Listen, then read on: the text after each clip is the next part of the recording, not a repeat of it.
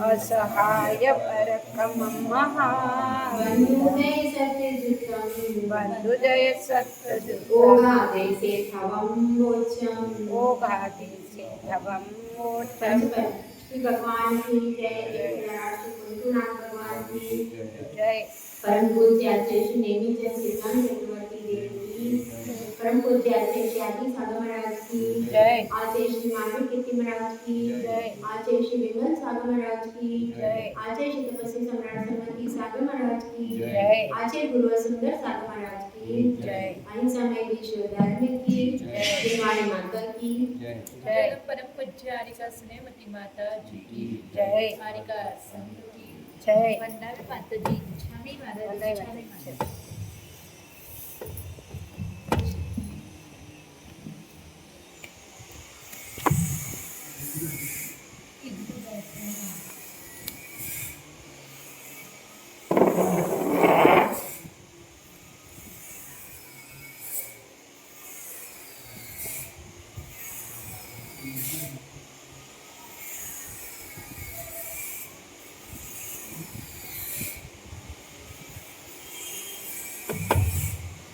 124 number की गाथा चलेगी।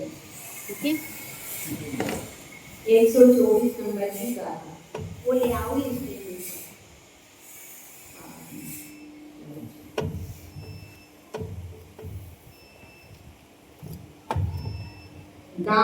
घादिति मेच्छ कसाया भय तेज गुरु दुगणी निमिण वर्ण चौ भय तेज गुरु दुगणी निमिण चौ सत्ते ताल दुवाणम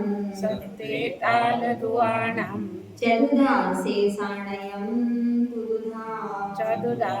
साणयम तुदुधा घादिति मेच्छ कसाया 3 घातिया कर्मों की 19 प्रकृतियां।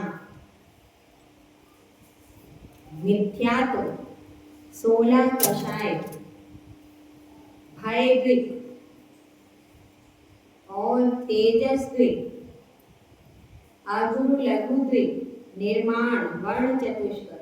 इन 47 ध्रुवबंदी प्रकृतियों का सादी अनादि चारों प्रकार का बंध होता है, किंतु शेष प्रकृतियों का सादी और अध्रुव 2 प्रकार का बंध होता है। विशेषार्थ पढ़ रही हूँ, उसमें विशेषार्थ निकालो पढ़ो। अब कौन कौन सी प्रकृतियां हैं पीछे बता रहे हैं। मोहनीय के बिना 3 घातिया कर्मों की 19 प्रकृतियां। ये तो हो गया, इसके बाद विशेषार्थ पढ़ो आपके। जब तक बंध की विच्छुद्धि नहीं होती तब तक इन ध्रुव प्रकृतियों का प्रति समय बंध होता है। ये कल समझा, इसलिए इनको ध्रुवबंदी कहते हैं। तथा इनसे शेष वेदनीय की 2, मोहनीय की 7, आयु की 4, गति 4, जाति 5, औदारिक शरीर, औदारिक अंगोपांग, वैक्रियक शरीर, वैक्रियक अंगोपांग, आहारक शरीर, आहारक अंगोपांग, 6 संस्थान, 6 सहनन, 4 अनुपूर्वी, परघात, आतप, उद्योत, उच्छ्वास, व्यायुगति, युगल, त्रस, स्थावर, वादर, सूक्ष्म, पर्याप्त, पर्याप्त, प्रत्येक साधन, स्थिर, अस्थिर, सुभग, दुर्भग, शुभ, अशुभ, शुष्व, दुष्व, आदे, अनादे, यशस् कीर्ति, अयश कीर्ति, तीर्थंकर तथा गोत्र कर्म की 2। ये 73 प्रकृति अध्रुव बंदी है। इन प्रकृतियों के सादी और अध्रुव बंद ही होते हैं। 47 प्रकृतियां हैं ध्रुवबंदी प्रकृतियां। मैं इनका अध्रुव बंदी का ले रही हूँ। तो ध्रुवबंदी देखनी है 124 नंबर की। बोल रही थी तब आपने मुझे, मैंने बोला तो 124 नंबर की गाथा, मैं वही बोल रही हूँ। 124 नंबर की गाथा में हाँ देखिए, मोहनीय के बिना 3 घातिया कर्मों की 19 प्रकृतियां। मिथ्यात्व 16 कषाय, भय, जुगुप्सा, तेजस, कार्मण और गुरु लघु युगल तथा निर्माण वर्णादि 4। ये 47 प्रकृतियां ध्रुवबंदी कहलाती है। इनका सादी इत्यादि चारों प्रकार का बंध होता है। तथा शेष जो है, कितनी बताइए अभी, 73, उनका 2 प्रकार का। 73 का नहीं करना है। हाँ, देखो इसमें लिखा है बंध 4 प्रकार का होता है, अपनी इसमें देखिए सादी, अनादि, ध्रुव और अध्रुव। इसका लक्षण पूर्व में बता दिया है। अब देखो प्रकृति के नाम, मूल प्रकृतियां हैं ज्ञानावरण, दर्शनावरण, मोहनीय, नाम, गोत्र और अंतराय, वेदनी और आयु। तो इसमें से ये ऊपर बता चुके हैं, इसमें से ज्ञानावरण, दर्शनावरण, मोहनीय, नाम, गोत्र, अंतराय, इसमें 4 प्रकार का होता है, सादी, अनादि, ध्रुव, अध्रुव। वेदनीय में क्या होता है? 3 होते हैं। ये ऊपर टेबल बनाइए, पहले बता चुके हैं, वेदनीय में बताया था ना कल, 3 होते हैं, अनादि, ध्रुव, अध्रुव। सादी नहीं होता। आयु में क्या होता है? सादी और अध्रुव, ये तो कल बता चुके हैं। अब आज क्या बता रहे हैं नया? ज्ञानावरण, दर्शनावरण, 5 अंतराय, 1 मिथ्यात्व, 16 कषाय, 2 में क्या आएगा? भय और जुगुप्सा। भय द्विक लिखा है ना उसमें, भय द्विक का अर्थ है भय और जुगुप्सा दोनों लेना है। उसके बाद तेजस कार्बन, तेजस द्विक हो जाएगा, तेजस कार्बन, और अगुरु, लघु, उपघात, निर्माण, वर्ण, चतुष्क, ये 47 ध्रुवबंदी प्रकृतियां हैं। ठीक है, ये ध्रुव प्रकृतियां मतलब क्या होता है इनका? ध्रुव का प्रकृति का अर्थ क्या है बताइए, क्या अर्थ है ध्रुव प्रकृति? चलती रहती है ना, बंधती रहती बंधती है जब तक रहती उनकी बंधविच्छुद्धि नहीं होती। चलती रहती है। बंधती रहती है जब तक उनकी बंधविच्छुद्धि नहीं होती, हाँ। उसको कहते हैं ध्रुवबंदी। चैतन्य जो है वो 4 प्रकार का होता है। हाँ, हाँ, उसमें 4 प्रकार का है। और बाकी जो 73 बची वो 2 प्रकार का होता है, सादी और 73, हाँ, और अध्रुव। अध्रुव, नहीं, सादी और कुछ और होता है। सादी और अध्रुव, हाँ, सादी और अध्रुव ही होता है।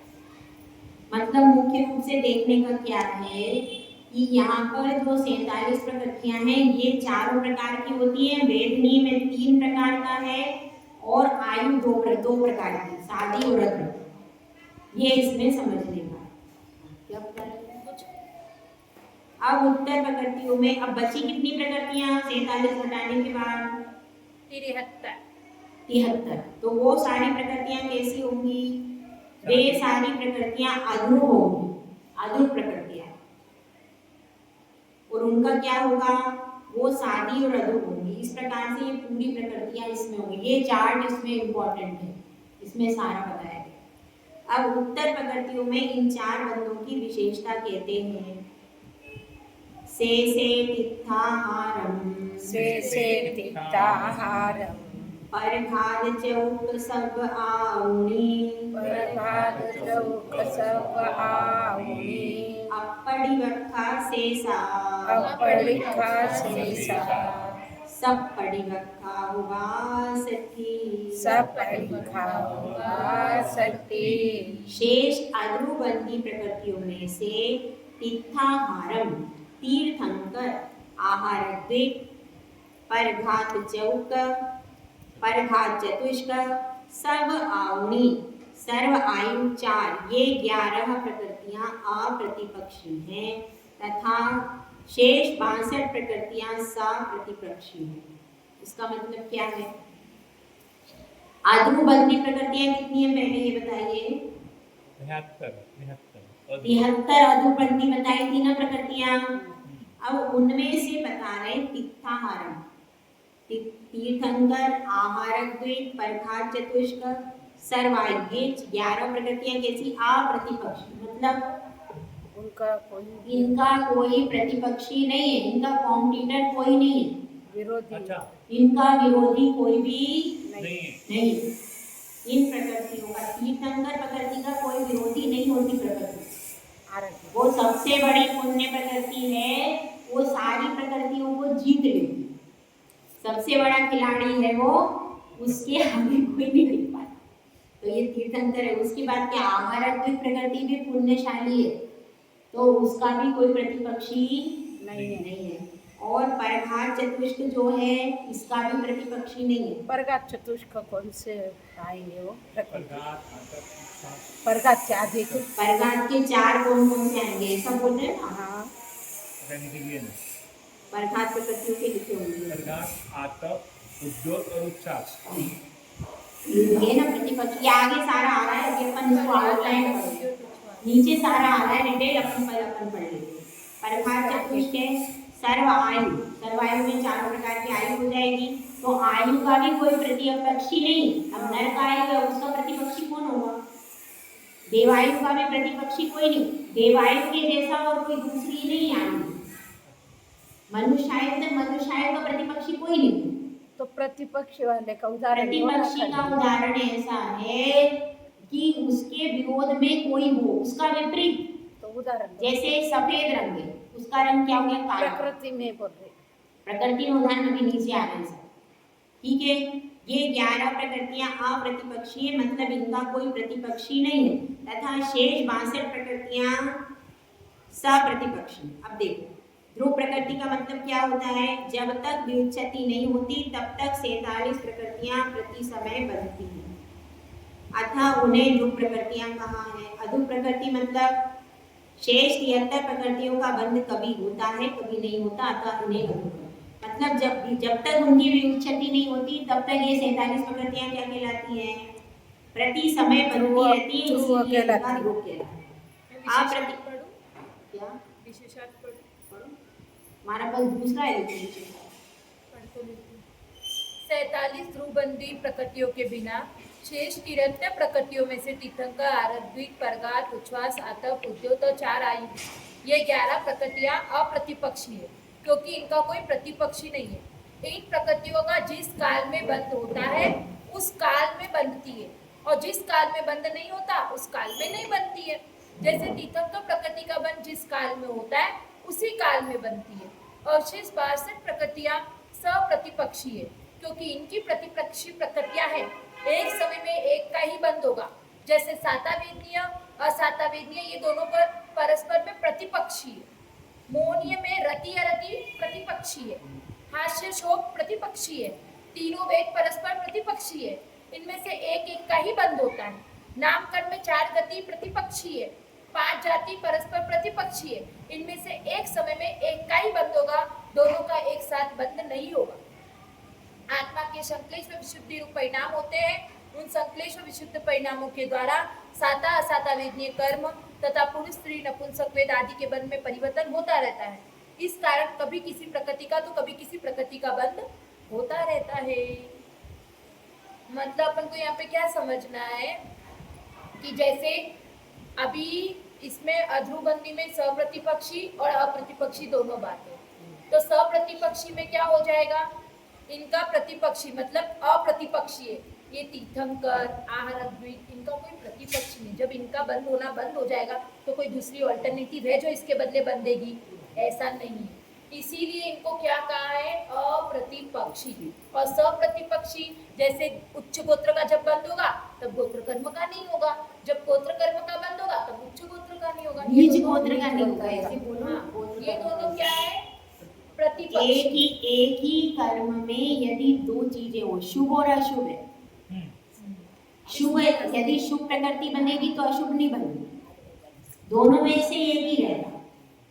तो इस समय पर क्या एक समय में बनेगी तो या तो शुभ बनेगी या अशुभ। तो अपने जैसे कौन सा कर्म है शुभ और अशुभ काय में होती है? नाम कर्म। तो नाम कर्म में एक ही कर्म में जब 2 चीजें, जैसे एक पति है उसकी 2 पत्नी, तो 2 पत्नी है तो अब या तो ये इसके साथ चले जाओ या उसके साथ चले जाओ। अब वो उस कर्म का बंध उसके साथ भी होगा ना, जैसे शुभ अशुभ है तो नाम कर्म में या तो शुभ बनेगी या अशुभ बनेगी। ऐसे हर प्रकृति में स्थिर होगा या फिर अस्थिर होगा। अब इस तरह से पूरा इनका दिया हुआ है। अब इसमें देखिए कौन सा बताया। अब जैसे इसमें किसमें होती है? 2 वेदनी की है। वेदनी में होता है। 2 वेदनी में साता बनेगी या असाता बनेगी, 2 में से एक ही बनेगी, वो उसकी प्रतिपक्षी। कैसे कि साता में आपको कैसा सब अच्छा ही अच्छा मिलेगा और असाता में सब खराब ही खराब मिलेगा। एक का दूसरा विरोधी ऐसा होगा।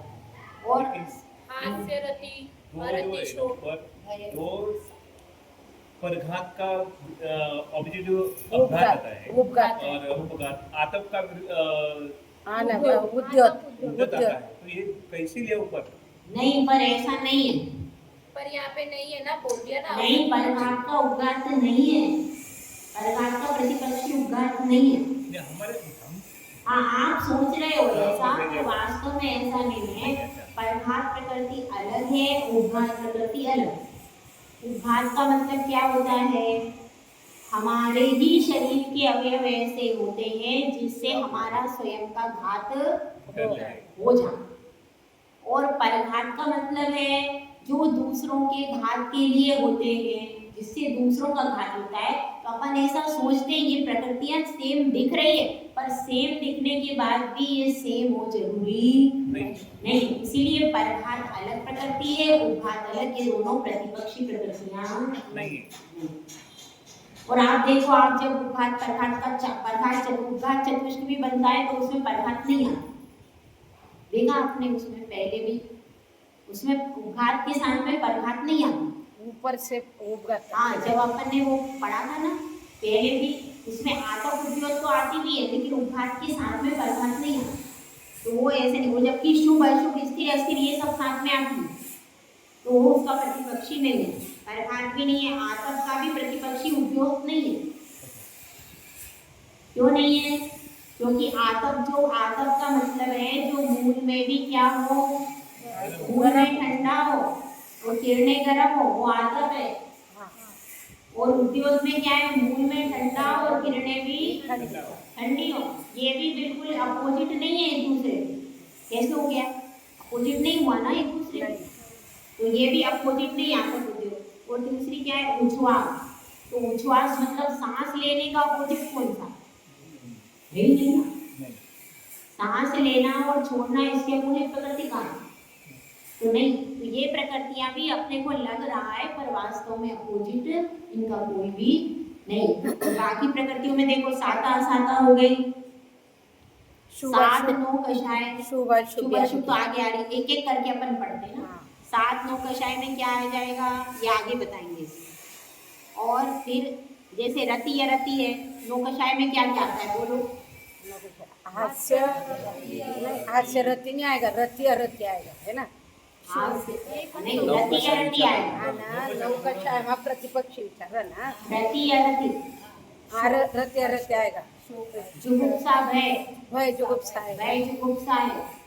और स्त्री पुरुष, हास्य और शोक हो जाएगा। स्त्री पुरुष आएगा। नहीं, वो वेद में है, वो बाद में वेद है।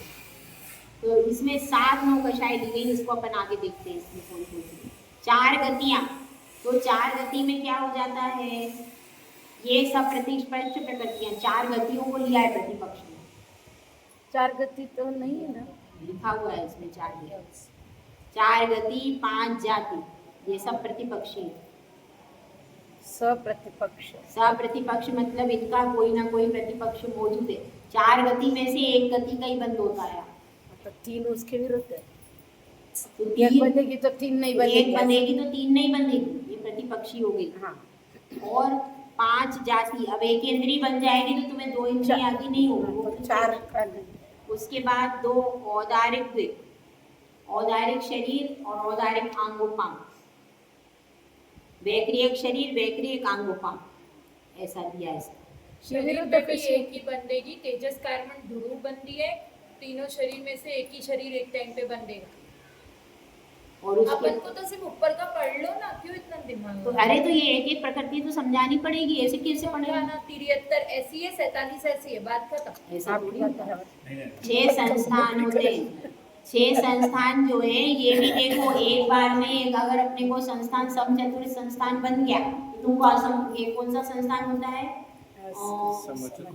उंडक संस्थान, उंडक संस्थान नहीं बने, और उंडक बन गया तो समचतुरस नहीं बने। मतलब 6 में से कोई भी एक बने। 6 सैनन होते, अगर वृषभ नाराज सैनन बन गया तो फिर दूसरा सैनन नहीं बने, दूसरे 5 सैनन नहीं बने। उसके बाद क्या है, 4 अनुपूर्वी, बोलो 4 अनुपूर्वी के नाम बोलो।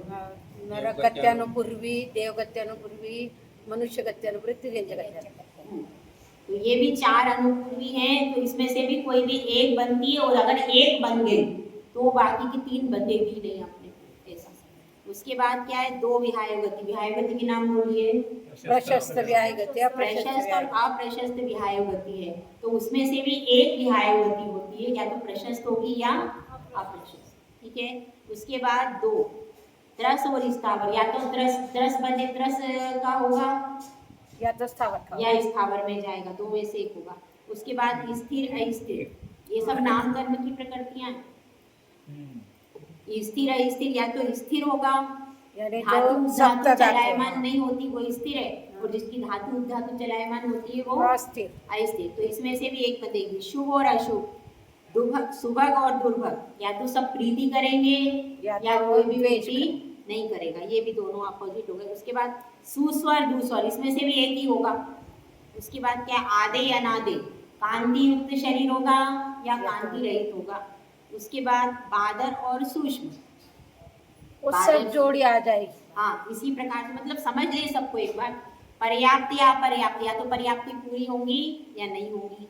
प्रत्येक और साधारण, ये भी अपोजिट है। उसके बाद यश कीर्ति अयश कीर्ति, और गोत्र, या तो ऊंच गोत्र बनेगा या तो नीच नीच गोत्र बनेगा।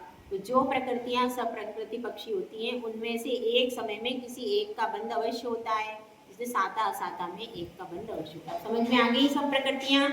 सप्रतिपक्षी कौन सी होती है और अप्रतिपक्षी तो सारी नाम लिखी हुई है, बाकी सब कितनी है, बाकी सब अप्रतिपक्षी।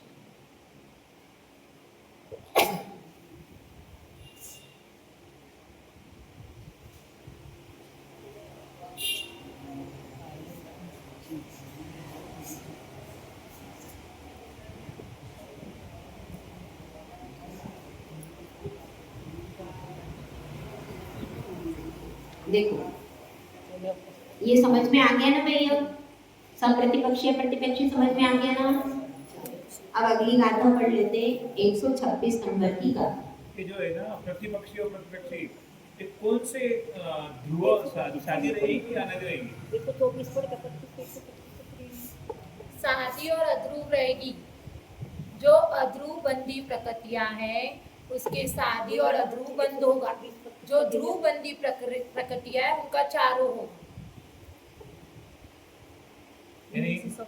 सप्रतिपक्ष और अप्रतिपक्ष भेद अध्रुव बंद का है।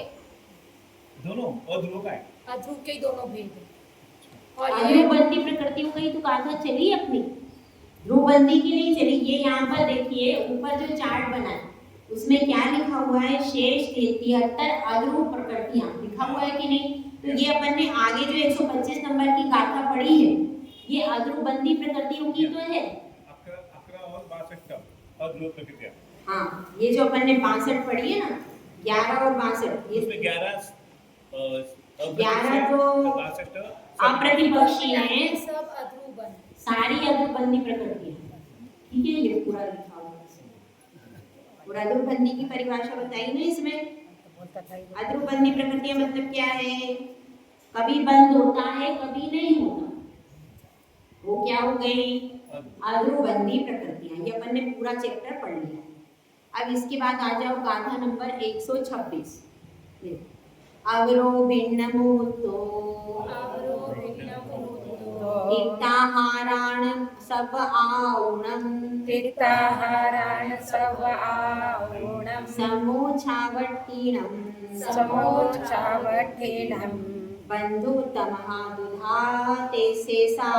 बंधुतमा सुदासेसा।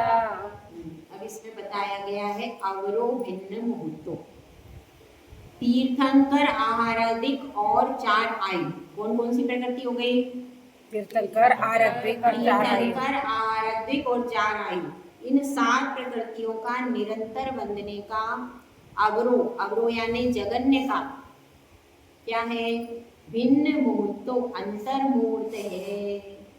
छावट मीणम बंदो, 66 प्रकृतियों का जगन्य बंद काल एक समय है, इसलिए शेष 73 प्रकृतियों का बंध 2 प्रकार का। अब इसको समझा रहे विशेषार्थ। अध्रुव 73 प्रकृतियों में से 7 प्रकृतियां कौन सी हो गई, तीर्थंकर आरद्विक 4 आयु। ये अगर निरंतर बनती है तो जगन्य काल इसका एक अंतर मुहूर्त है।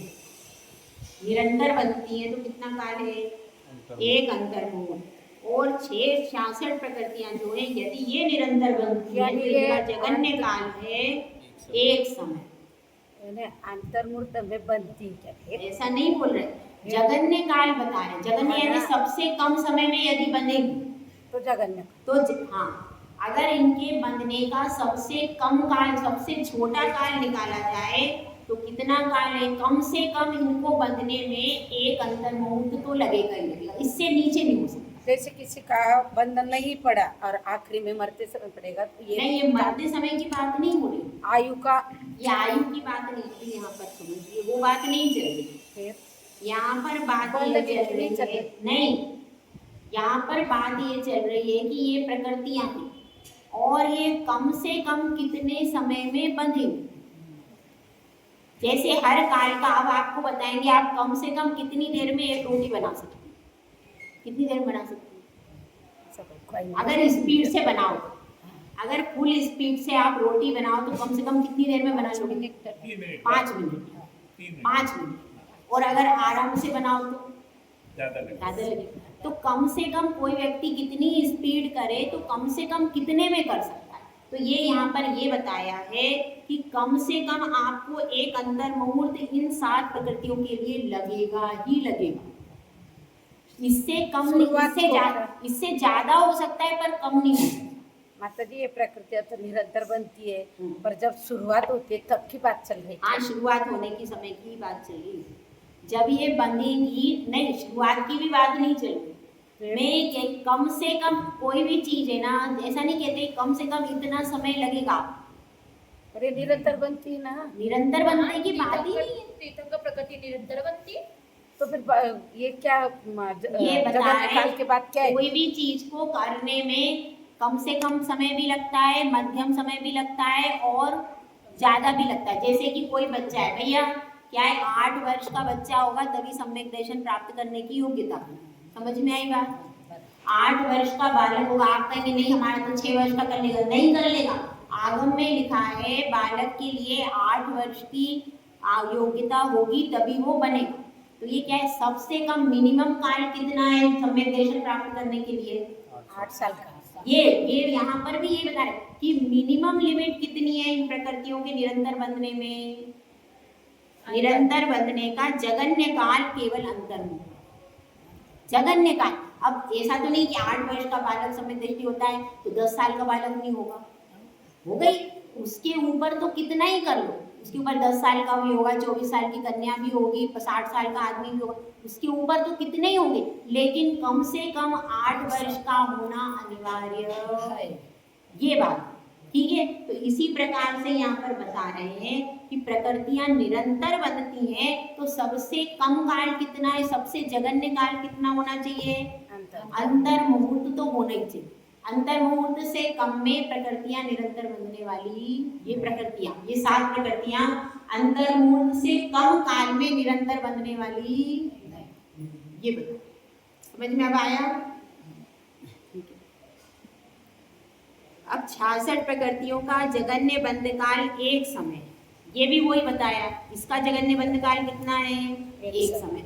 कम से कम एक समय तो लगेगा ही लगेगा, इसके ऊपर कितना भी लग जाए, मध्यम समय भी होता है, क्योंकि 3 ग्रेड होते हैं, जगन्य, मध्यम और उत्कृष्ट। अब जैसे सम्यक दर्शन प्राप्त करने की योग्यता का जगन्य काल कितना है? कम से कम 8 वर्ष।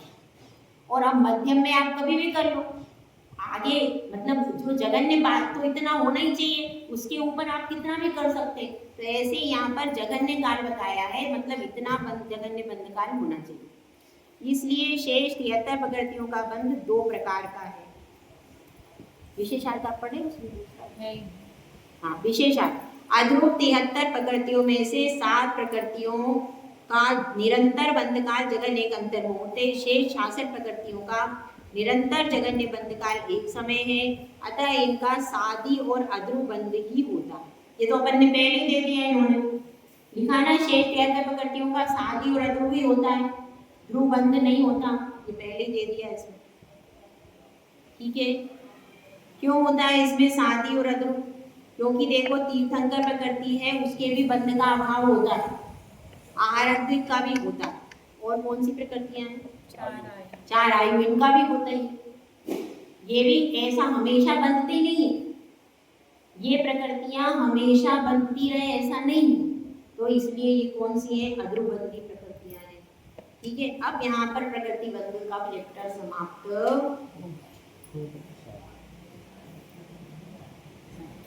और आपको पढ़ना है तो नीचे का पढ़ लो 2 लाइन और उपशम श्रेणी चढ़ते समय पढ़ो। वाचन नहीं किया हाँ पढ़ो। उपशम श्रेणी चढ़ते और उतरते समय वेदनीय का सदैव बंध होता है, विच्युति नहीं होती। अतः वेदनीय का साधी बंध नहीं होता। आयु कर्म का बंध एक पर्याय में 1 बार, 2 बार अथवा अधिक से अधिक 8 बार ही होता है, इसलिए साधी है और अंतर्मूर्त ही होता है, अतः अध्रुव है। इस प्रकार आयु का बंध साधी और अध्रुव 2 प्रकार का ही होता है। मतलब आयु का बंध क्या बताया? एक पर्याय में 1 बार ही होगा। 8 बार बोला है। सुनो तो हाँ बात। तो 8 मत एकदा थची हो। 1 बार होगा मतलब अगर नरकायु का आपको बंद हो गया तो अब ऐसा नहीं कि बाद में आप करेंगे, हम तो अब देवा हम अब अच्छी मंदिर में जाने लगे, हम पूजा करने लगे, हमारी देवायु बन जाए, ऐसा नहीं होगा। यो जो बन गया एक बार बंद तो 1 बार होता है, आपको अवसर कई मिलते हैं। अब जैसे आपको बीए की डिग्री है तो बीए की डिग्री कितनी बार मिलेगी? बीए की मार्कशीट आपकी है कितनी बार मिलेगी? एक बार 1 ही बार। 6 बार मिलते हैं। 6 बार नहीं मिलती ये हर सब्जेक्ट में मिलते हैं अभी। नहीं समझिले तो मैं डिग्री फेल डिग्री तो मिलती है। फेल तईगा तर डिग्री मिळશે ना। जो डिग्री होती है, जो मूल जो होती है, लास्ट में जब अपन पास होते हैं, जब इंजीनियरिंग बनने का जो वो होती है मूल डिग्री, वो कितनी बार मिलती है? एक बार। लास्ट में 1 बार। उसकी बात चल तो यहाँ पर मूल डिग्री तो 1 ही बार मिलेगी। अब आप कितनी बार भी पेपर देते रहो, कितनी बार भी छोटी मार्कशीट आती रहे, बड़ी मार्कशीट आती रहे, उसका मतलब नहीं, उसकी बात नहीं चलती। डिग्री 1 बार, डिग्री की बात। और फिर क्या 2 बार अथवा अधिक से अधिक 8 बार ही होता है, ऐसा भी लिखा है। पर इसका समझना कि पर्याय में 1 बार ही होता है। ये अवसर आते हैं, अवसर 8 बार अवसर आपको मिल सकते हैं, 2 बार भी मिल सकते हैं, 8 बार भी अवसर होता है। समझिले पहिला में नहीं पड़े तो बिसरा नहीं पड़े तो तीसरा में बंद तो 1 बार ही होगा, ये इसमें थोड़ा मिस्टेक है। ऐसा इसमें इनको लिखना चाहिए था कि पर्याय में 1 बार ही होता है, 8 बार आपको अवसर मिलते हैं कि उन 8 बार में आप बंद करो। ये लिखना चाहिए था। घटाना बढ़ाना भी तो होता है। वैसा भी लिखा है माता जी आपने? क्या घटाना बढ़ाना नहीं वैसा होता है। नहीं, ये आयु कर्म का बंध एक पर्याय में 1 बार। यही तो इसमें फिर लिखा है 2 बार, फिर लिखा है अधिक से अधिक 8 बार ही होता है। तो इसमें तो व्यक्ति पूरा अपन तो समझदार है, अपने को तो पता है 8 अब कर डाला है, अब किसी को ऊपर लिख दिया है, हालांकि उन्होंने कहीं पर लिख दिया। पर यहाँ पर जो व्यक्ति पहला वाला पढ़ेगा तो कंफ्यूज हो जाएगा पूरा। कंफ्यूज हो जाएगा कि 8 बार कैसे होता है। अब इन्होंने ये कहने लगे कि 8 बार बंद होता है, इसमें लिखा है, तो ऐसा नहीं है। वो बंद तो 1 ही बार होता है, 8 बार आपको अवसर आते हैं कि आप परीक्षा को पास कर लो। अवसर मिलता है, ऐसा लिखना चाहिए। बरोबर। 8 बार भी सबको नहीं मिलता। हाँ, जिसको पहली बार में बंद हो गया तो उसको 8 अवसर आएंगे ही नहीं। एक ही रहेगा। हाँ, तो इसलिए ये जरूरी नहीं जिसको दूसरी बार में हो गया तो उसको बाकी के नहीं आएंगे, जिसको तीसरी में हो गया बाकी नहीं आएंगे। हाँ तो और इसलिए घटेगा बढ़ेगा कैसे? कौन सा घटेगा? उत्कर्ष नरकायु बढ़े घटती है ना, 7वें की पहले हो गई। हाँ ना फिर वो क्यों होती है? व्यक्ति ने पुण्य वर्गणा ज्यादा कर ली। अगर वो अपना पुण्य बढ़ाता जाता है तो उसका कर्म का क्षयोक्षम होने से वो नरकायु घट के पहले पे आ गई। वो उनका श्रेणी राजा का पुरुषार्थ था, तो आपका पुरुषार्थ तो आपको हीन करना ही नहीं है। पर आयु तो वही रहेगी ना। आयु वही तो फिर भी 7वें नरक से तो बचे ना 84,000 वर्ष, 33 सागर से 84,000 वर्ष पे आ गए। हाँ ना पर आयु मतलब तो ये है कि आयु एक बार बन गई तो नरक में ही रहेगा। तो फिर भी उसमें घटना विशुद्धि बढ़ता था ना। करके तीर्थंकर प्रकृतिका बंद करके छाया समय दर्शन करके कम तो हो गई, और आगे तीर्थंकर बन गए तो फायदा ही हुआ है ना। और उसको तो कह रहे मेरे को नरकाई बन गए, मैं कुछ नहीं कर रहा, तो क्या होगा? एक सागर भी नहीं रही, 84 वर्ष रह गई। 84,000 वर्ष रह गई। 84,000 वर्ष, 1000 ही तो बोल रही हूँ। 84,000 तो मतलब क्या है? मेन अपना पुरुषार्थ करते ही रहना चाहिए। और अब उनकी तो मजबूरी थी कि नरकायु थी, उनके संयम के भाव ही नहीं बने। नहीं तो अगर उनकी नरकायु नहीं बचती तो हो सकता है वो संयम ले लेते और मोक्ष भी चले जाते। मोक्ष तो खैर नहीं भी जाए, लेकिन अब वो क्योंकि रानी चेल्ला ने बाकी सबने बहुत लोगों ने संयम किया, उनके पुत्र ने भी ले लिया, वो रह गए क्यों? क्योंकि उनकी नरकायु बनने के बाद भाव नहीं बनते, भाव के बिना कैसे? ठीक है, अब ये प्रकृति बंध समाप्त हो गया, अगला शुरू करना है क्या? एक गाथा कर सकते हैं। नहीं, एक गाथा कर सकते हैं। अब मूल प्रकृतियों की स्थिति बंध आ गया है। अब मूल प्रकृतियों की उत्कृष्ट स्थिति कहते हैं। अब देखो, अपन को समझना है, यहाँ तक प्रकृति बंध था, यहाँ पर प्रकृति बंध अपना समाप्त हो गया। अब आगे क्या चल रहा है? स्थिति बंध। स्थिति का अर्थ क्या होता है बे? हाँ वही नीरज भैया, स्थिति का अर्थ क्या होता है?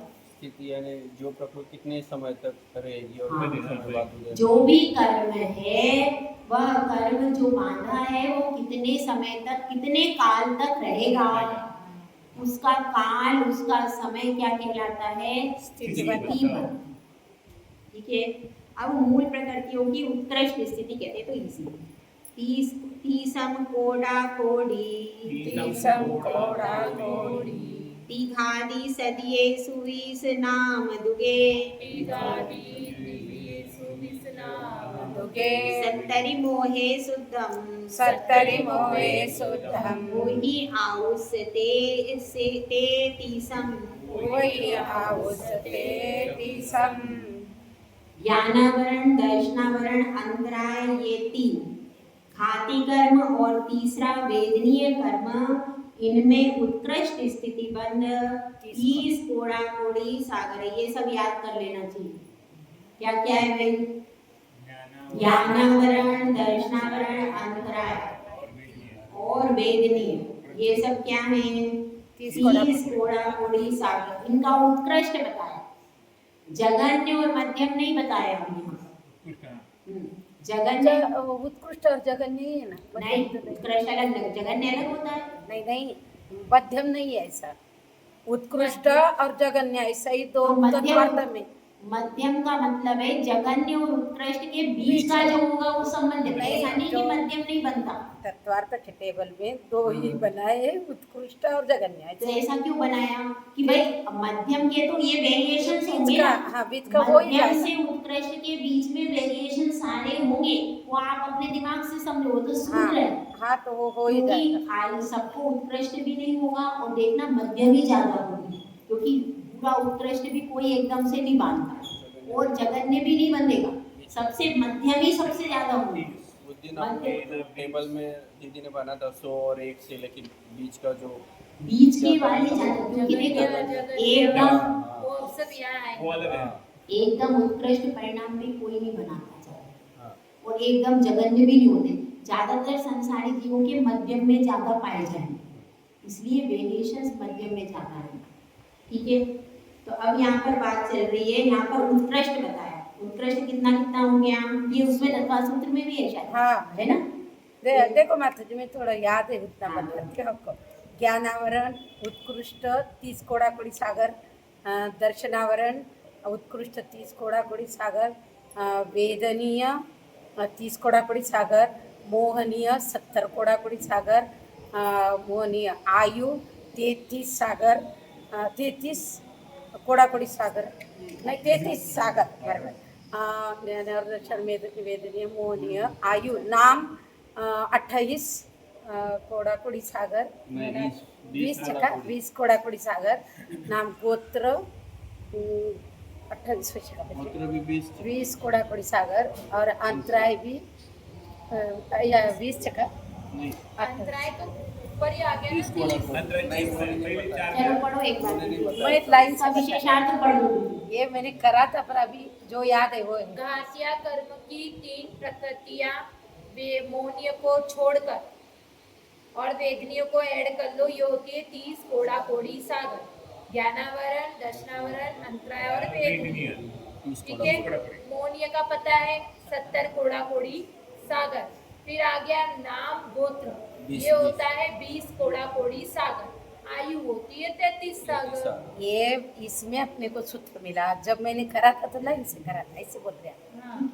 आता ये अध्ययन में समझी लो। नाम गोत्र हो गए 20, और आयु हो गई 33 सागर। सबसे कम भैया आयु का काम ज्यादा अच्छा है, सबसे कम हो रहा है उसका, है ना।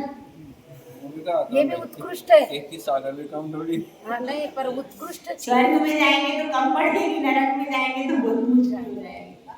नहीं, ये उत्कृष्ट है, जगन ने कमी रेसा। सब उत्कृष्ट है। अरे कोड़ा कोड़ी सागर से तो कम है ना ये, तो फिर 33 सागर जाना सबसे है कम है। ये भी बहुत है।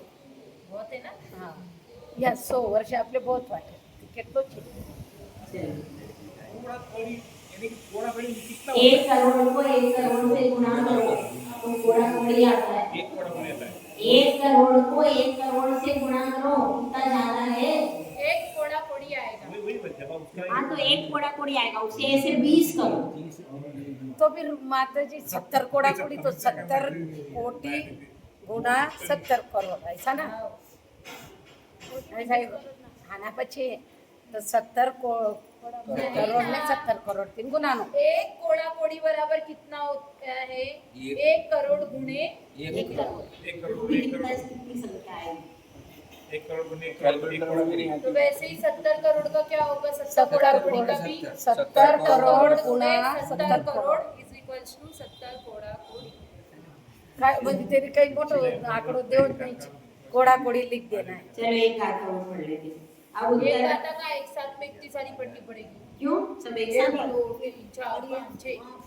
हाँ, 4 बजे चलिए साथ में कल पढ़ेंगे। हाँ, दीदी ये पूरा हो जाता दीदी सोमने में पढ़ लो बता दो। संस्थान संस्था। समझो तुझे पता। चलो एक कर लो, 5 मिनट में हो जाएगा। चलो पढ़ो सुनो। अब उत्तर प्रकृतियों का उत्कृष्ट स्थितिबंध 6 गाथाओं से कहते हैं। दुःखतिघादीनोगम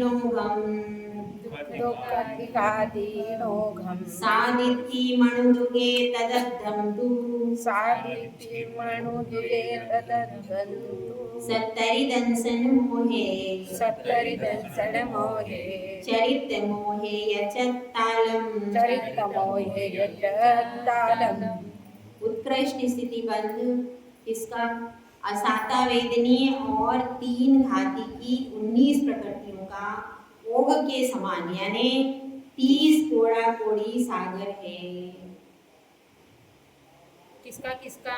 असाता वेदनीय और 3 घाती की 19 प्रकृति। आता याने मोकळं कर रहा त्या। 3 घातियां कर्म कौन सी? ज्ञानावरण की 5, कृष्णावरण और अंतराय। दर्शनावरण की 9, अंतराय की 5, ऐसे करके कितनी हो गई? 19। तो उनको अलग अलग करके वो उनको बता रहे अब, है ना? हाँ, अलग अलग क्या प्रकृतियां हैं कोड़ा ना। कोड़ी सागर। उसके बाद साता वेदनीय, स्त्री वेद, मनुष्य गति अनुपूर्वी और उसका आधा, इसमें क्या हो जाएगा? अतः 15 कोड़ा कोड़ी सागर है। साता वेदनीय, स्त्री वेद, मनुष्य गति अनुपूर्वी, इनका कितना होगा? 15 आधा। कोड़ा कोड़ी सागर। 15 कोड़ा कोड़ी। और दर्शन मोहनी का 70 कोड़ा कोड़ी सागर है। और चारित्र मोहनी का 16 कषायों का 40 कोड़ा कोड़ी सागर है। तो मोहनी अपने सिर्फ मोहनी का बोला तो 70 कोड़ा कोड़ी आता नहीं, है। सिर्फ मोहनी का नहीं सुनो है। ना, जो अपन ने पहले बोला हो, और इसके भेद करे तो फिर वो अलग अलग हो रहे हैं, ऐसा बोल रही हूँ। उत्कृष्ट मोहनी में 70 कोड़ा कोड़ी सागर उत्कृष्ट स्थिति बंद कह रहे हैं इसमें। यहाँ पर ऊपर उत्कृष्ट स्थिति बंद बताया यहाँ पे है। भी उत्कृष्ट ही बताया है। माता जी सिर्फ मोहनी बोला अपन ने। मोहनी में मोहनी के दर्शन 2 मोहनी। भेद है, दर्शन मोहनी है और चारित्र मोहनी, तो उनका अलग अलग बताया ना। हाँ, इसमें अलग अलग बता दिया तो अलग अलग बता दिया तो फिर दर्शन मोहनी का ही 70 कोड़ा कोड़ी हो गया। वही तो बोल रही मैं आपको, उसके 2 भेद कर दिया ऐसा। और चारित्र मोहनी का अलग से बताया है 40 कोड़ा कोड़ी सागर। अब तो चारित्र मोहनी तो दोनों है, पर दोनों के भेद अलग अलग उसमें कर एक में इसमें ही बता दिया था मोहनी में 70 कोड़ा ज्यादा कोड़ी। होता है उसी को बोलेंगे ना। वो ज्यादा है ना। दोनों को हाँ, बताया ना अलग अलग। अरे बात तो सुनो, 70 कोड़ा कोड़ी सागर मोहनी में सबसे उत्कृष्ट कौन सा है? 70 कोड़ा कोड़ी जो बड़ा होगा उसको यहाँ मुख्य मुख्य बताया है ना, तो इसकी अपेक्षा अभी संक्षिप्त में बता रहे, ऐसे बोल रहे थे। हाँ, ये संक्षिप्त में बता, ये मूल प्रकृतियों का बता दिया। मूल प्रकृतियों में उत्कृष्ट किस किस का होता है, और अब यहाँ पे उत्तर प्रकृतियों का बता दिया। भी आगे पढ़ेंगी। चार चरमोनिया कब होता है? हाँ चार चरमोनी हाँ जय बोलती हैं माता जी रोक है